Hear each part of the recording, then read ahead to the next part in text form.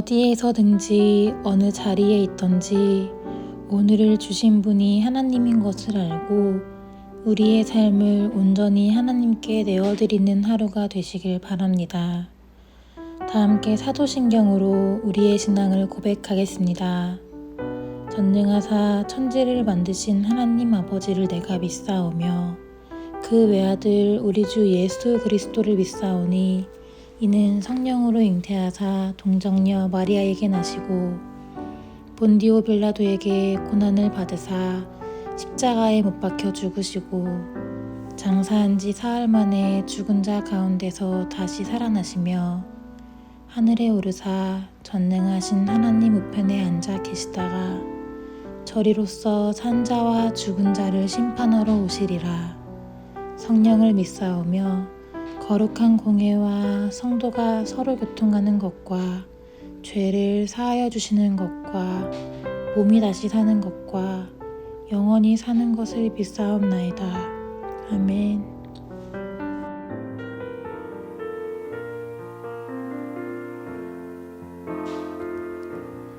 내 삶의 소망 내가 바라는 한 분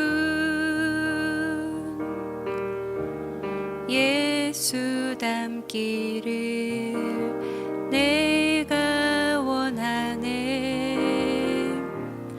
한없는 사랑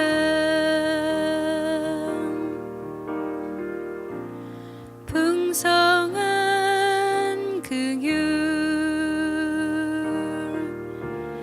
예수 닮기를 내가 원하네.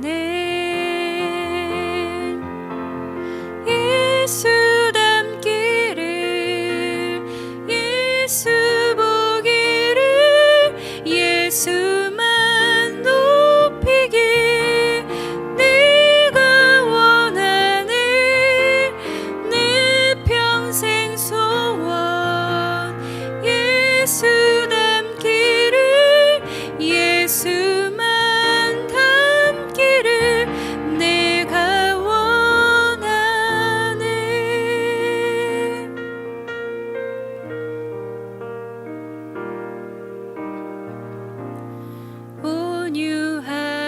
온유하시고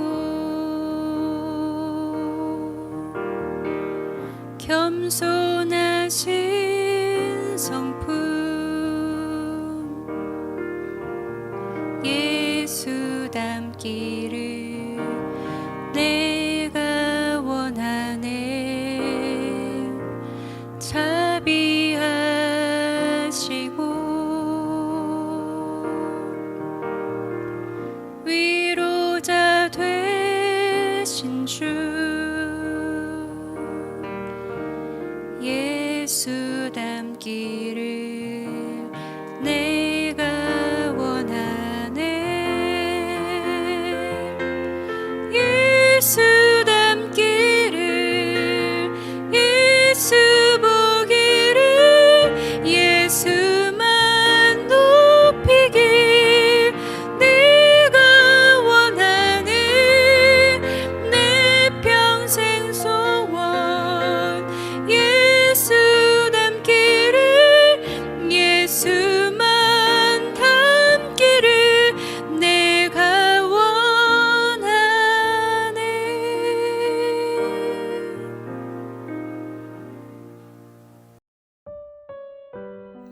오늘 우리가 함께 나눌 말씀은 예레미야 38장 14절에서 16절입니다. 시디기야 왕이 사람을 보내어 선지자 예레미야를 여호와의 성전 셋째 문으로 데려오게 하고 왕이 예레미야에게 이르되 내가 내게 한 가지 일을 물으리니 한마디도 내게 숨기지 마라. 예레미야가 시디기야에게 이르되 내가 이 일을 왕에게 아시게 하여도 왕이 결코 나를 죽이지 아니하시리까 가령 내가 왕에 권한다 할지라도 왕이 듣지 아니하시리이다. 시디기야 왕이 비밀리 예레미야에게 맹세하여 이르되 우리에게 이 영혼을 지으신 여호와께서 살아계심을 두고 맹세하노니 내가 너를 죽이지도 아니하겠으며 내 생명을 찾는 그 사람들의 손에 넘기지도 아니하리라 하는지라. 아멘. 반갑습니다. 오늘 예레미야 38장 14절부터 16절을 중심으로 증거라는 주제의 말씀을 함께 나누겠습니다.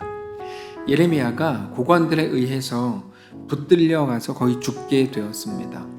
그러나 그 사실을 알게 된 시드기야 왕이 예레미야를 급하게 건져냈죠. 그리고는 예레미야를 불러서 나에게 진짜 하나님의 말씀을 전해주면 안 되겠냐? 이렇게 묻습니다. 14절입니다. 시드기야 왕이 사람을 보내어 선지자 예레미야를 여호와의 성전 셋째 문으로 데려오게 하고 왕이 예레미야에게 이르되 내가 너에게 한 가지 일을 물으리니 한마디도 내게 숨기지 말라. 한마디도 내게 숨기지 말라고 말하는데 사실 이전에도 예레미야는 시드기야에게 하나님의 말씀을 숨기지 않고 전했습니다.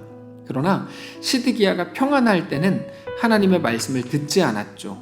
그러다가 이제 진짜 위기가 오니까 하나님의 말씀에 귀를 기울이게 되더라는 겁니다. 예레미야는 내가 진짜 하나님의 말씀을 말하면 당신이 나를 죽이지 않을 겁니까?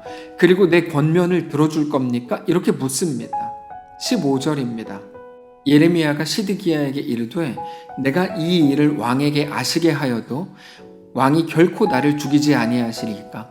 가령 내가 왕을 권한다 할지라도 왕이 듣지 아니하시리이다. 물론 하나님의 말씀을 전하는 것은 선지자의 사명입니다. 선지자가 마땅히 해야 될 일입니다. 사명이라는 말은 선지자가 그것을 위해 존재한다 라고 이해해도 괜찮은 말입니다. 그러면 전해진 하나님의 말씀을 듣거나 듣지 않거나 하는 것은 그 말씀을 들은 사람들의 몫이죠. 그래서 예전에 선지자는 파수꾼의 역할을 하는 사람이다 이렇게 설명을 드린 적이 있습니다. 파수꾼은 높은 곳에 올라가서 적들이 오는지 미리 봅니다. 그러다가 적들이 오면 파수꾼이 나팔을 불죠. 그러면 그 나팔 소리를 들은 성 안의 백성들은 알아서 피하는 겁니다. 파수꾼의 역할은 성 안의 백성들을 피하게 하는 게 아니고 그건 그들의 몫이고 파수꾼은 나팔을 부는 것까지 하는 겁니다. 나팔을 불지 않으면 파수꾼이 그 역할을 안 한 것 때문에 그는 그것에 대한 처벌을 받아야 됩니다. 그러나 나팔을 불었음에도 불구하고 성 안의 백성들이 피하지 않았다면 그들의 피해에 대해서 파수꾼은 아무런 책임이 없습니다. 그게 선지자의 역할인 거죠. 하나님의 말씀을 전하는 것까지입니다. 그래서 예레미야는 그들이 듣든지 듣지 않든지 하나님의 말씀을 진실하게 전했던 겁니다. 심지어 자기가 감옥에 갇혀서 말씀을 더 이상 전하지 못하게 된 상황에서는 비서에게 시켜서까지 전하게 했습니다. 그럼에도 그들은 전혀 듣지 않았고 오히려 하나님의 말씀을 전하는 예레미야를 잡아 죽이려고 했던 거죠. 예레미야가 그 말을 하고 있는 겁니다. 나도 이제까지 하나님의 말씀을 전했다. 근데 당신들이 듣지 않지 않았냐? 그러면서 나를 죽이려고 했던 거 아니냐? 내가 지금 또다시 하나님의 말씀을 전하면 나를 또 죽이려고 할 거 아니냐? 이렇게 따지고 있는 거죠. 내가 그러므로 전하지 않겠다는 게 아니라 제발 하나님의 말씀을 좀 들으라는 겁니다. 시드기야가 이번에는 맹세를 하죠. 16절. 시드기야 왕이 비밀히 예레미야에게 맹세하여 이르되 우리에게 이 영혼을 지으신 여호와께서 살아계심을 두고 맹세하노니 내가 너를 죽이지도 아니하겠으며 너의 생명을 찾는 그 사람들의 손에 넘기지도 아니하니라 하는지라. 시드기야가 이렇게 진실하게 맹세하는 것은 처음입니다. 이 영혼을 지으신 여호와께서 살아계심을 두고 맹세한답니다. 물론 모든 백성들이 보는 앞에서 그렇게 한 것은 아닙니다. 16절 앞부분을 보면 시드기야 왕이 비밀이 예레미야에게 맹세했다 이렇게 되어 있거든요. 그러니까 다른 사람들이 못 듣게 하는 방식으로 그렇게 비밀스럽게 맹세했다는 겁니다. 그럼에도 불구하고 어쨌든 시드기야는 정말 두려워하고 있었던 거죠. 처음에는 하나님의 말씀을 현실적이지 않다는 이유로 우습게 여겼습니다. 하나님의 말씀을 전하는 예레미야도 우스워 보였을 겁니다. 그러나 이제는 모든 상황이 그동안 하나님의 말씀이 진짜였다는 것을 계속해서 증거해 온 거죠. 그래서 시드기야가 현실을 파악한 거고 전혀 하나님의 말씀이 진짜라고 하는 것을 부정할 수 없는 상황이 된 겁니다. 여러분, 얼마 전에도 말씀을 드렸지만 우리 주변에 그리고 우리의 삶의 역사에는 하나님이 하셨다는 증거, 그리고 내가 하지 않았다는 증거로 꽉 차 있습니다.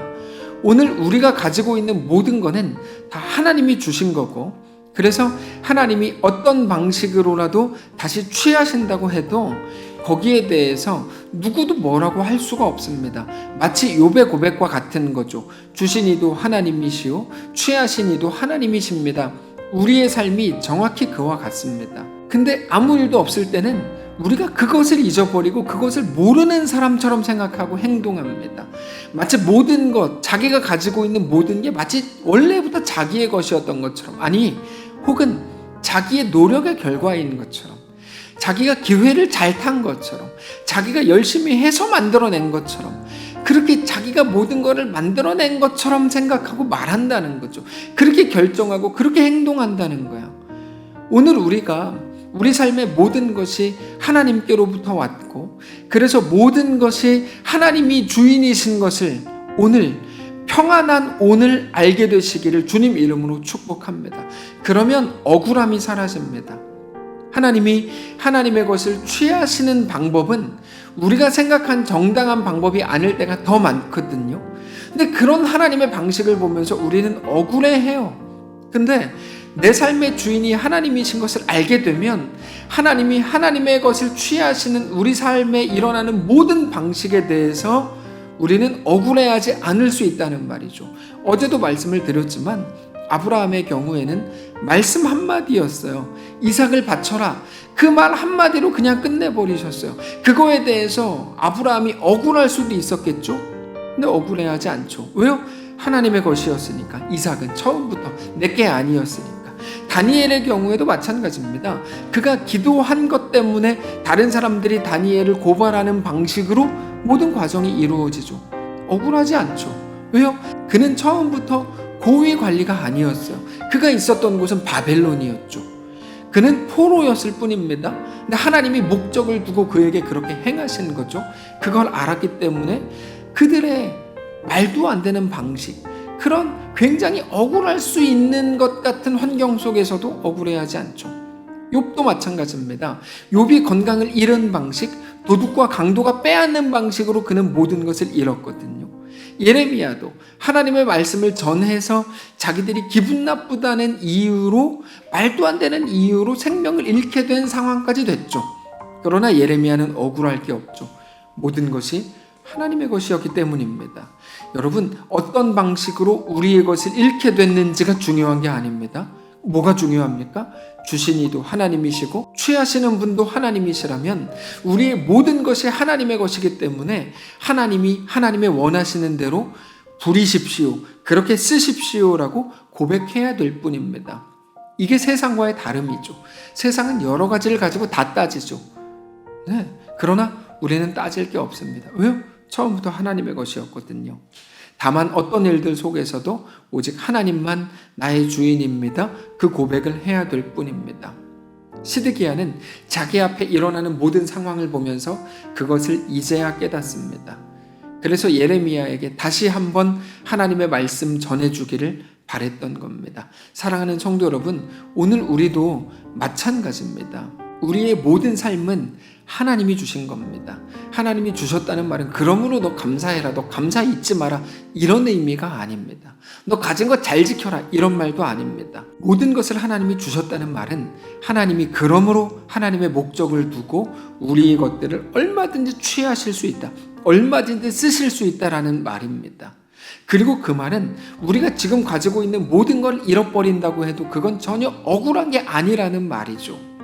저는 오늘 우리에게 그 마음과 그 고백이 가득 채워지실 수 있기를 원합니다. 우리는 빈손으로 왔고 빈손으로 가게 될 겁니다.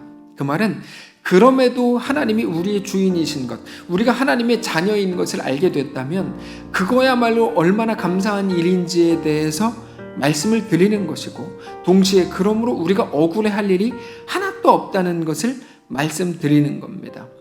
사랑하는 성도 여러분, 오늘도 우리 주변에 있는 모든 일들은 우리에게 하나님의 살아계심과 내가 내 주인이 아니라 하나님이 나의 주인이시라는 것과, 그러므로 내가 하지 않고 모든 것이 하나님의 은혜였다는 것을 우리에게 가르쳐 줍니다. 오늘 우리의 주인 되신 하나님 앞에 그렇게 온전히 엎드리실 수 있기를 원합니다. 하나님이 우리의 주인이시고 우리의 왕이신 것으로 인해 더 순전하고 더 그렇게 엎드리게 되고 더 겸손하게 되는 주의 백성들 되시기를 바랍니다. 기도합시다. 살아계신 하나님 감사합니다. 오늘 우리의 삶을 하나님께 맡겨드립니다. 처음부터 내 것은 하나도 없었습니다. 하나님이 주신 겁니다. 내 생명도 물질도 건강도 가정도 모든 것이 하나님의 것입니다. 그러므로 하나님이 원하시는 대로 쓰시옵소서. 우리 인생 자체가 그렇게 쓰임받고 온전히 드려진 인생 될 수 있도록 인도하시옵소서.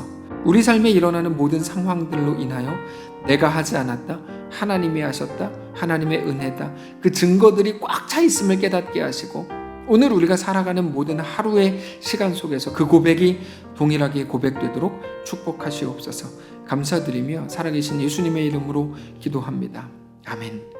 사랑하는 성도 여러분, 하나님께서 오늘 하루를 우리에게 허락하셨습니다. 믿음을 가지고 나아가시기를 바라고, 하나님과 그렇게 믿음으로 동행하며 승리하는 귀한 날들 되시기를 축복합니다.